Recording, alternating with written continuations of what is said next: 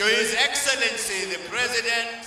At this moment, after then-President Mwai Kibaki signed the new constitution into law and held the document up before the cheering squad, cannons broke into a 21-gun salute and a military band played the national anthem, symbolizing possibly the birth of Second Republic. In the old constitution, the president was totally powerful, able to make appointments without parliamentary oversight and able to create a bloated cabinet filled with parliamentarians who owed them favors. There was no clear separation of powers between the executive and the judiciary. The provincial administration system encouraged tribal competition for jobs and money. Corruption was rampant and accountability almost non-existent.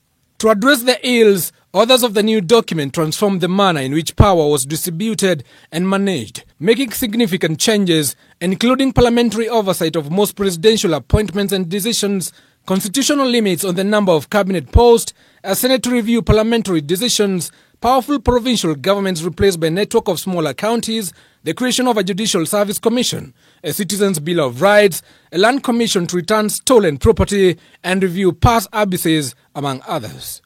To a large extent, constitutional experts agree that there have been positive changes, but a lot remains to be achieved. We've made tremendous strides. We have devolution which did not exist. The judiciary is more empowered than it was pre-2010. We have a bicameral legislature, 2 houses of parliament. Before we only had 1.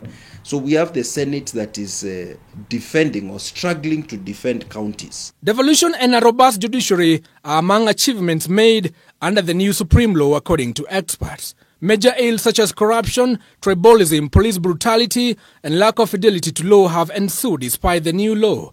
Experts attribute this to lack of accountability by the leadership. What do you do to a president who refuses, for example, to appoint judges and even refuses to appoint them after a court order has been granted? So we think maybe that it is time Kenyans thought maybe this power should not be with the president. Maybe once judges are appointed, the Chief Justice should be able to just swear them in without involving the presidency. The various instances of grand corruption and even low-level corruption is still with us. Tribalism or ethnicity is still with us despite our national values in Article 10. Nobody can stop reggae. The current Building Bridges initiative seeks to change sections of the Supreme document, including the governance structure. However, some have wondered whether time is ripe for any changes. From time to time, in any dynamic society, if changes are desired, then people must rise and benefit from those changes. So BBI is a good way forward. Many allude that the Kenyan constitution is one of the best in Africa and across the world. But is it the right constitution for Kenya? You can take the American constitution that seems to have served them well for 200 years, transplant it to Kenya, and maybe it doesn't work for us.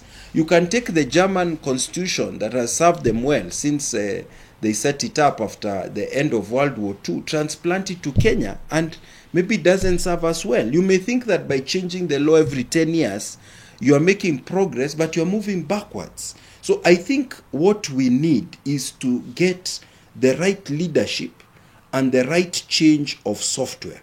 As the referendum debate continues, legal experts argue that changes are necessary for improvement of the constitution, but only in the best interest of the country. Giverson Minor, K24 Evening Edition.